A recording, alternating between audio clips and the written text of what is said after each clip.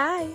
Yung mga nasa ibang bansa dyan ngayon, nakakamiss magpasko sa Pilipinas, no? Pasko, bagong taon, fiesta, birthday mo, lahat na ata ng okasyon talaga nakakamiss i-celebrate yun sa Pilipinas. Kasi doon, mas masaya, mas magulo, mas marami.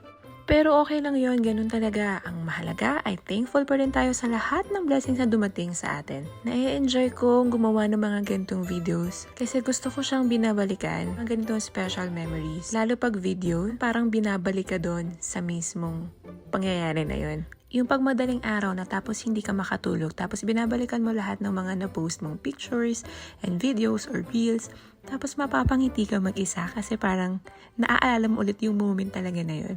Kaya ayun, ito nga namin sinelebrate yung aming Christmas dito sa UAE. Nahanap dun ng pinsan ko si Kuya Mark na meron na siyang food, tapos may activities for the kids.